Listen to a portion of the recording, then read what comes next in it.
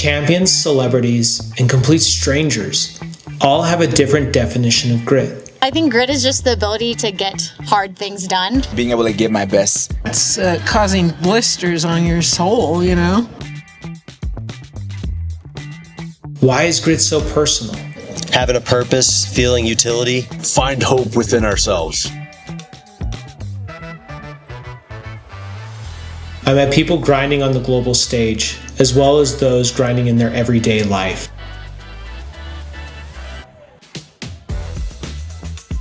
My first guest, made famous from the book Born to Run, Coach Eric Orton, has had a personal impact on my life. Eric, I've got to tell you, I'm sure you hear this all the time, more than you want to hear. But it was 2020, I started hiking, and my dad ran marathons my whole life. I hated running. And because I'd always get shin splints and my knees hurt, I've had ACL replacement in both. And I read a silly book. And What that was. and like millions of others, I started running, and I realized if I ran the flats and the downhills, I could see more, and I started trail running. And I mean, for the last 4 years, I've just absolutely loved it. And so it's an honor to meet you and have you here. But the question is, what is grit to you? Well, sticking with the Born to Run theme, I think Born to Run gave a lot of people hope. And I think maybe grit to me is having the awareness to find hope within ourselves. Yeah. And then go for it. You mentioned how you quit your job to do this gig. I mean, that's grit. Right. You know, you're leading it. And I think a lot of times, you know, I tell people with my books, athleticism is awareness. Yeah. But even more so, being human is having awareness of who we are as an individual. Yeah. But then seeing that hope within ourselves of what maybe that big carrot is, that big why that we hear about, that we really go after, and not worrying about the outcome, but worrying about all the cool things that happen along the way that we focus on. Yeah. That is the true grit, I believe. How do you feel like you developed that perspective? Because I love that awareness and the idea it's not the end goal, it's that process. But how do you develop that? To me, it was two ways. One, just through athleticism in athletics. You know, I was always a runner in one way or another. And, you know, when I started to run long in the mountains, you know, you hear how running mirrors life. You start to see, you know, it's a cliche that the journey is the process. But I started to see that when I had goals, but I let go of them, I started to see that the most important part was that, yes, it's the journey, but it's the things that happen along the journey that are the cool things. Right. And then on the flip side of that, I too quit my job without another job to go get into coaching. Mm-hmm. And the same thing happened is that, you know, if you looked at why you were making this giant leap, it made no sense whatsoever. Yeah. But things just start falling into place. Right. And it's you can't explain it. And you can't tell people how it's going to work. And you don't know how it's going to work. But things just, you know, Born to Run, you know, crazy things starts to happen when you kind of follow that grit path, right? Right. I love the concept of awareness as it relates to grit. I think that's a part of the answer to the question of why is grit so personal, is because only you know the pain and suffering that you're experiencing. And that awareness of what that experience is giving you is so important. My next guest, Shannon Weil, is the author of Buckle Fever, the book that captures the history and origins of the Western States 100 race, which many consider the race that started it all. So listen in as Shannon shares with us what her definition of grit is. Oh, grit. I don't know. It's what you have between your teeth when you're riding a horse 100 miles, you know? There's a lot of dust kicking up. Yeah. You know, in terms of running 100 miles, I suppose it's when you reach the bottom of your energy stores and you're like really digging deep. And grit is going to be what you're dealing with. What gets you you know? through it, yeah. Yeah, what's causing blisters on your soul, you know? Is there anything that you do personally to overcome difficulties, whether in life or in... I power out of it. Okay. Just like power out. riding a motorcycle in the sand. You just apply power. I love that. Go forward. I love that. I love it when I meet complete strangers who are willing to share their stories on grit. My next guests, random people who I met on the streets of Olympic Valley, Ken and Juan, share with me what their definition of grit is. You gave me about 3 minutes to think about that. Yeah. And grit, honestly, is the ability to keep moving no matter what comes your way. Man, it's just discovering what you're made out of. Yeah. Basically, you know, you put the training, you put the time, you know, you go through the process, and once race day, you know, you get to show, you know, that grit. What you've worked for. You got to be able to dig deep. That's where grit comes from. You got to be consistent. You got to be all overcoming. Yeah. Right? So you can't believe that I can't finish this or I can't get this thing done. You got to go. So you got to dig it up from deep down below. Okay. And sometimes it goes well, you know, like 2024, loved it. And sometimes you learn. Yeah. You know, it doesn't come out that day, and you learn from it, and you find, you know, second gear to push that grit. So you got to dig deep. Now, Ken, tell me about yourself. How did you get to this point that you want to run the Western States? I started 10 years ago at 46 years old. Okay. And I started running 10K, 21, 30K around the bay. Marathon, thought we'll never get past that. But 50K, 50 miles, 100K is exactly how we did it. Yeah. Big races up in San Francisco, North Face. Very cool. And that's how I decided to say, hey, I want to run these. I want to run big, long, and faster. And then, of course, you've got to try Western. Yeah. Because everybody else is talking about it. So 7 years of working on getting in and qualifying. And here we are. Yeah. Had a bit of a setback in 23. Tell me about it. This is where the grit comes in, I guess. At least that's what they tell me. Had a heart attack. So, and in 23 of August, like 10 days before we were supposed to run CCC. Oh, wow. In UTMB. And lost that race, unfortunately. Took 14 months for surgery to fix afibrillation and aflutter. Yeah. And that was last October. So here we are half a year later, and we're getting on it. Yeah. So, yeah. That's what I'm feeling. The grit. How do you get past that? When you can't run, you can't breathe, you're dizzy, you're tired. Yeah. You just got to keep moving. So what is it that you do to kind of flip into that second gear? Is there something mentally, or is it just through the work that you've put in the past? I love competition, dude. Okay. I love competition. And I actually put myself to enough grit during training. Yeah. That I find that that third gear for me, you know. I've had bike accidents. I race Ironman. So I've had bike accidents where in the middle of my training day, I've had, you know, I went down on the bike, and instead of going home, I picked up my bike, washed off at 7-Eleven, and continued my ride at 10,000 feet and 80 miles up Mount Soledad in San Diego. So that gives, you know, that's where I found my grit. And then I take that into race day, and it's boom, you know. I love it. Second, but a third gear. Coming up, I sit down with the men and women's champion of the Cocodona 250 to hear their take on what grit is. I naturally match the energy of people around me. So when Taylor Horowitz of DMRC came by, we immediately hit it off. Here with Taylor. Taylor rocked up asking if I'm doing street interviews. I said, absolutely I am. Yeah. And we're here. We're here. So the question is, what does grit mean to you? I think my best definition of grit is continuing to work when everything is conspiring against you, when you don't want to, when the environment, your body, your mind, it says no, but keeping going, because it will turn around, and grit is what gets you through the hard time. And I think that is my clearest definition I can put forward. I think it's a great definition. What's the hardest thing you've ever had to overcome? Running wise, I'd say San Diego 100 a couple weeks ago in the heat. Nice. Got destroyed. 8 hours of just pure misery. In life, I don't know, I've been pretty fortunate that it seems like I've had a pretty lucky existence so far. So yeah, keep counting my stars on that. There you go. Is there anything that you do on a regular basis to kind of help condition you to get through hard things and or be persistent? Yeah, I think it's probably the same answer again from most people. Out grinding, running gives good perspective and also balance to move away from, and perspective of what matters, not just, hey, getting stuck focused.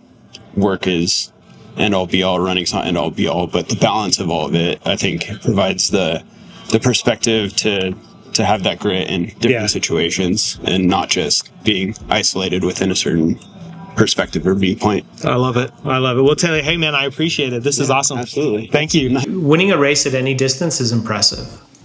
But to be the champion of the Cocodona 250-mile endurance race in Arizona takes grit.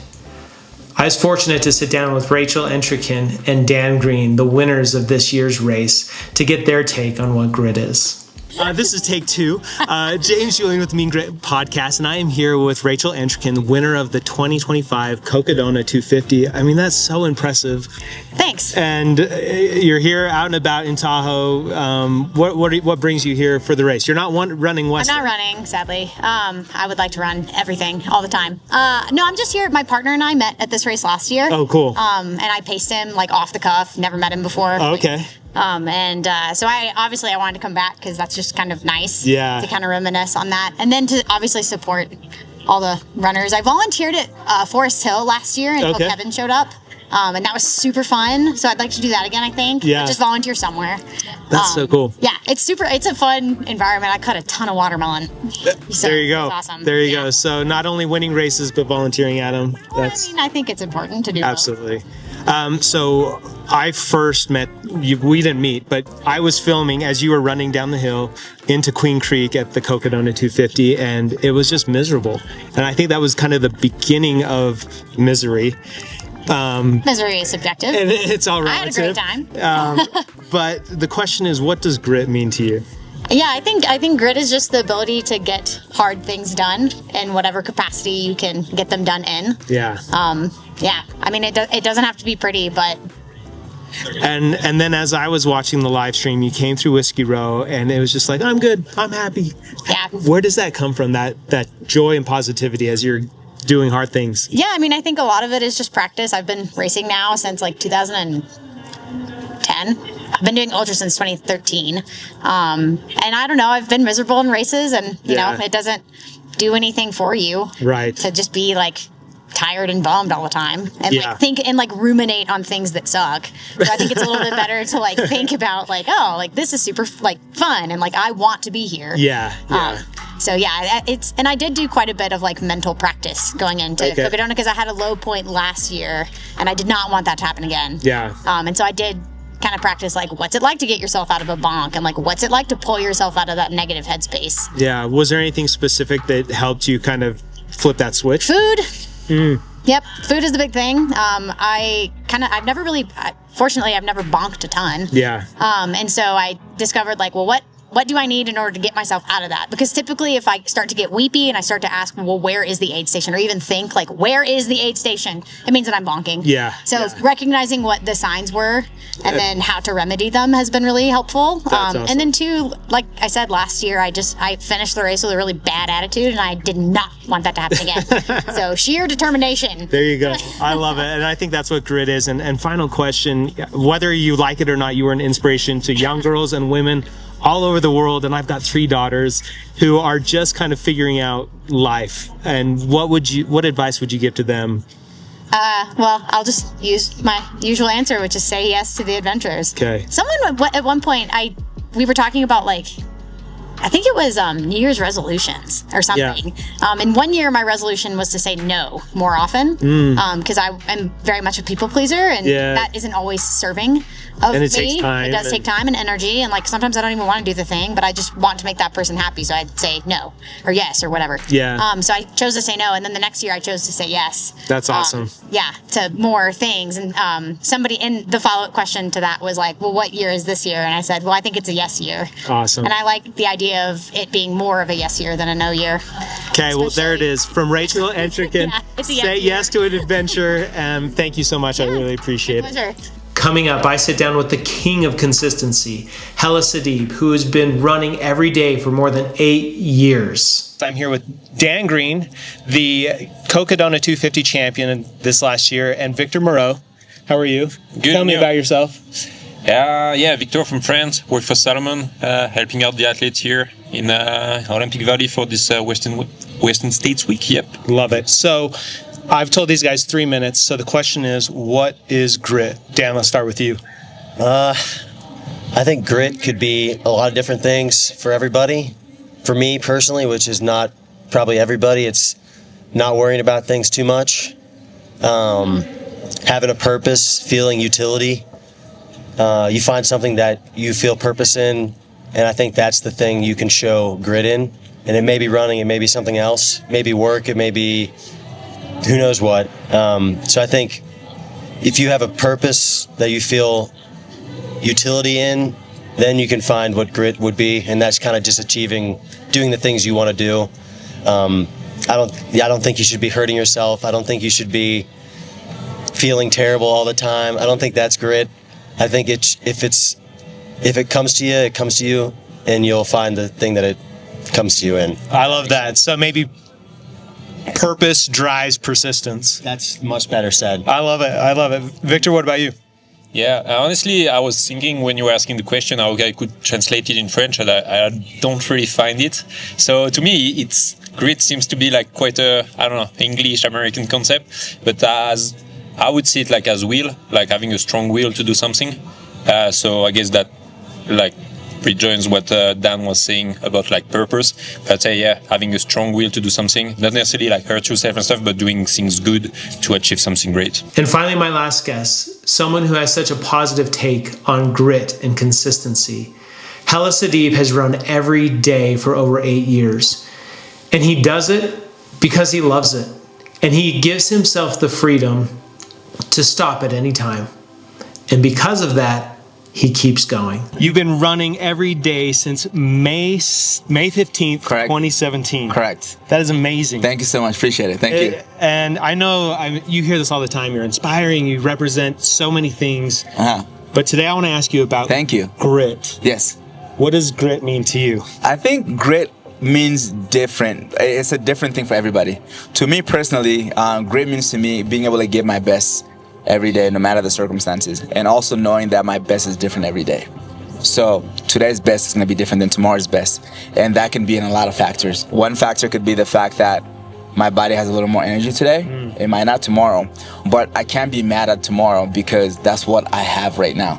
So grit to me is giving your best, but knowing that your best is different every day, because that comes in different forms. And how do you manage the balance between knowing that you have given your best versus like maybe it was an off day?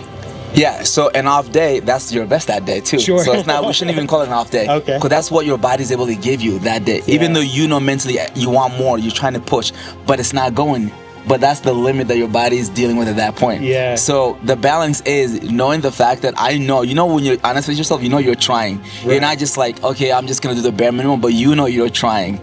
Yeah. That's the balance, because you give yourself grace knowing, I am trying and I'm going to be satisfied with what I have right now, knowing that, again, my best is different every day. Yeah. And with that, that's all you can do sometimes, Absolutely. Yes. And I know that through this streak running, there's got to be days where it's like, do I really have to get out there? So this is the answer that's going to surprise many people. I've never had a day that felt like that. Really? Since I started. This is why I think I'm obsessed with this sport. I'm so grateful. It's a privilege that I have that I'm able to run. Yeah. I've never had a day where I did not want to get out the door. Awesome. But there's been days like when I go through little injuries that I catch ahead of time. Yeah. Some have been bigger than others. There's been days where I'm so annoyed about running, not because of running, but because of the injury circumstances where I can't even enjoy running because something is so painful. I can't just cruise and enjoy myself, move my body. So I'm more annoyed about the limitation of what's preventing me from running like the way I want to enjoy it. But that's about it. But it's never been like, I don't even really feel like going out there today. But that's why I give myself permission to quit any day, knowing that I have that freedom. It allows me to go out there and not feel like I'm pressuring myself to go out there, which makes it possible that I don't feel that, I don't feel like going today, because I know I don't have to. Yeah. I don't have to, but I want to. That's awesome. Yeah. I mean, there's such an amazing mindset to think that, like, You've ran for what, 8 years? 8+ years now, yeah. And it's like, but I could quit tomorrow. Exactly. And I gave myself permission. Accepted that. Yeah, because like running changed my life in a way where I was in a dark space before I started running, and it brought so much joy. Yeah. And now, if that joy gets taken away because running brought that back, so I have to be grateful for the journey that I was able to enjoy, and I'm leaving it because I don't want to be in that space anymore. Yeah. And what running has taught me, how I was able to discover this sport, I can find something else. Yeah. Yeah. And so I hope it doesn't become that way. But if it does, though, I'll be the first one to say, hey, what's up, my beautiful people? I love Today it. is the last day. And that's okay. And you say, yeah, I just love that. Final question. I appreciate the time. No problem. But it's the heavy question. Yeah, go ahead. What is the hardest thing you've had to overcome? Running? Hardest thing I have to just overcome? in life. Not in running, but just in life. Just in life? I think the hardest thing I had to overcome in life, there's a lot of things, but I can't say the hardest. There's few things like coming to the U.S., culture shock, being an immigrant, where what now you got to adapt to something new. Yeah. But let's focus on the running part. Running across America. I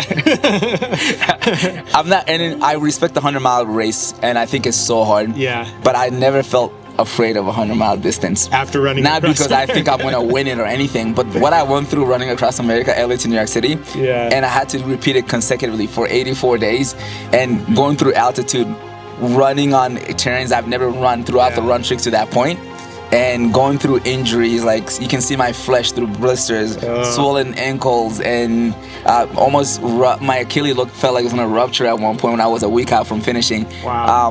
But those are some of the tough times. But you know what? I'm here today, and I live to run another day. Now everything seems easy. Everything's not seems easy, but everything mentally seems like it could be easy, because when you go through the trenches, you're like, you know what? If I survive this, and I'm here today, I can survive the next one. Yeah. Well, follow Hellah Good for thank you so much. Inspiration, and like and subscribe to the Mean Grit. Thank you so much. Make sure y'all subscribe. Let's go. This is awesome. Thank you so much. I appreciate it. Appreciate it. Yeah, I would love to see this. This is cool. Yeah, I'll tag you and everything. Don't stop. This is cool. I appreciate it. That brings us to the end of this week's episode on the Mean Grit podcast and answering the question, why is grit so personal? I think the answer is clear. Only you know the struggles that you're experiencing. Only you know the pain that it feels. And only you can overcome it. I hope you've learned something as we've listened to these amazing people talk about their definition of grit and how to overcome it. Thank you for watching. Please like and subscribe, and we'll see you again next time on the Mean Grit podcast.